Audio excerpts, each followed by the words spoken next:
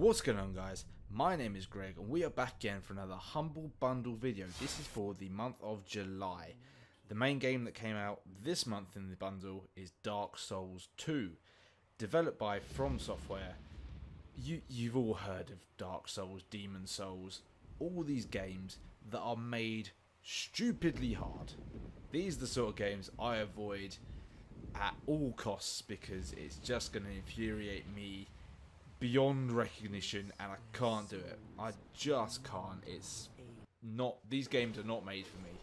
They're made for people who have got patience, time, possibly masochists. I don't know. Basically, you create a character. There's enemies everywhere. Not everywhere, but there's enemies, and most of them are pretty hard. You've got to explore. There's not a lot of save points. It's just, I mean, look at the size of this guy. And he can pretty much wipe you out in 1 or 2 hits. So you've got to really be careful. One thing I didn't like is the key bindings for PC. It has not come over well from console versions. I even tried playing it with a PS4 controller, and the camera was just spinning in circles. It's a real shame. I would prefer to play it for the sort of 15 minutes I gave myself while getting the footage for this. To play it with a controller, I would have felt I would have had a slightly, ever so slightly better chance at doing a bit better. But if you are into sort of torturing yourself, or as some people put it, challenging yourself, then feel free to give it a go. I know number 3 is out, but if you're anything like me, you're gonna see that a lot. Next up, we have a Galactic Civilizations 3. Now, this is the second month in a row where we've got a strategy space game. Last month we had Stellaris. This month we have Galactic Civilizations, developed by Stardock, I believe. I can't read my own writing in my notes, so good job, Greg. Do you know what? This game draws you in really quickly. The best way I can describe it, it's very sort of Command and Conquer, sort of Stellaris light. I think it's the best way to put it. It goes into enough detail to keep you entertained and to make you really think about your choices, but not so much that it overdoes you. It doesn't throw all the information at you in one hit and it's like, right, there's all the information about everything, go. And you're kind of a bit overwhelmed and you've got no clue what's going on. It seems a lot easier to pick up. The controls were pretty good, and I found I spent far more time than I thought I would playing this game. I maybe played about half an hour to 40 minutes because I was genuinely sucked into what was going on. It was continuously updating me with new quests I should do. It provided pretty good tutorials. It really worked as a starship space game. And I will probably be playing more of it in the future. So if Stellaris was a bit much for you, I know a lot of people have said that to me since they watched the previous video, maybe this is the one for you. Maybe this is your space tycoon simulation game. But, I mean, that's Galactic Civilizations 3. Again, next up we have another sort of thing that I've maybe seen a few times already, the sort of style of game. This is Hyperlight Drifter, developed by Heart Machine. Very stylized, 8-bit, 16-bit sort of game. It kind of goes off its looks and its sort of retro feel, and doesn't give you a lot of story. Reminding me a lot of Brigadier, I believe it was called, last month or the month before. I don't know, it was last month. Yeah, Brigadier. If you haven't watched it, go watch it now. I mean, go watch it. It's kind of a 2D action role-playing game. It took quite a while to get into. It's very slow paced to start with, and you've got to kind of interpret the story to start with. You're not given much information. You're not sort of introduced to the character. You don't know what his motives are. You don't know what's going on. But I'm not sure about this one. I think I would probably have to play more to give it a more of a verdict. It seemed okay. Reminded me a lot of Bastion. Now, if you've played Bastion, it was one of the best games on previous generation consoles. Very underrated, came out as an indie game. A lot of people didn't hear about it. It's got the same sort of feel to it. Young sort of hero, battling against the world, potentially, we don't know the story. Great or evil, but the thing that made Bastion amazing was its narration. This doesn't appear to have any narration, and it's going more for its style and its art.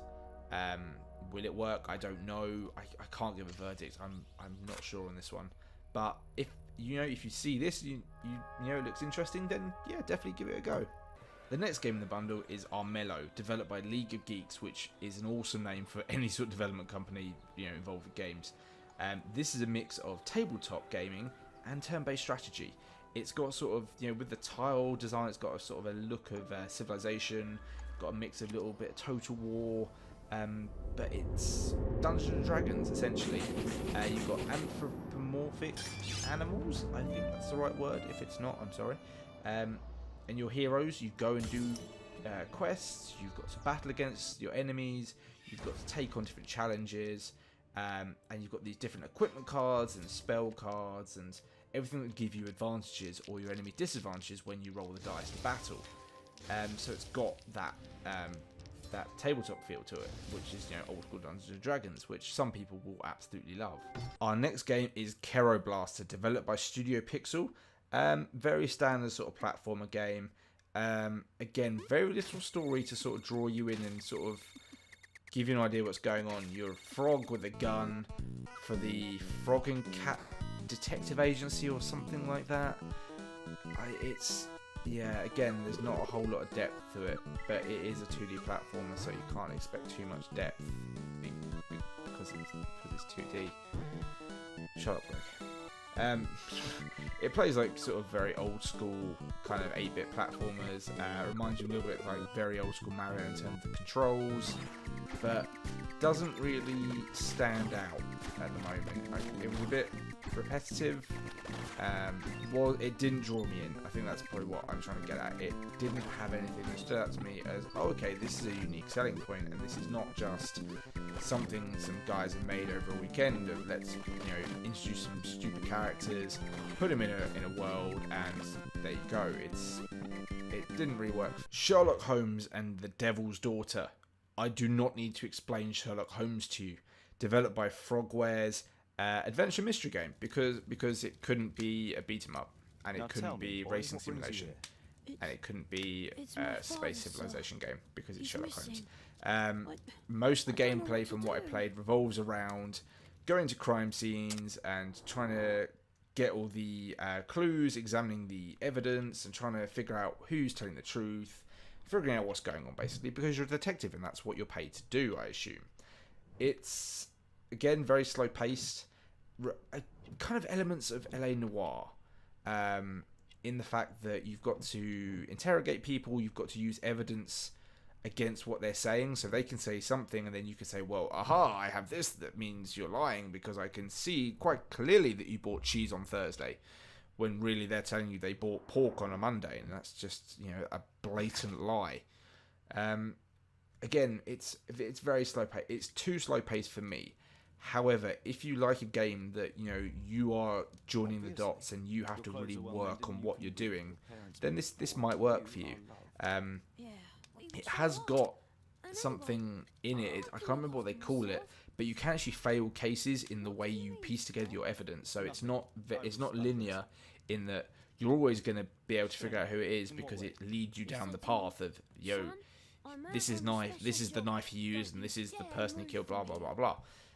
And finally this week we have Simple Planes.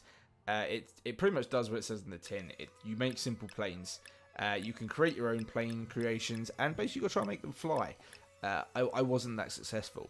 Developed by Jundru Studios, I believe. I, again, can't read my own writing. You can create your own designs and see how well you can make it work. And it's also different challenges, and you've got different scenarios. There's like sort of dogfighting elements that you can do. I believe like time trials, stuff like that. It's it's a simple little simulation game, and it's I don't want to mean this as negative, but the poor man's Kerbal Space Program. You've got very limited choices. You've got very few pieces you can add to the game to make it more interesting and make more wacky designs.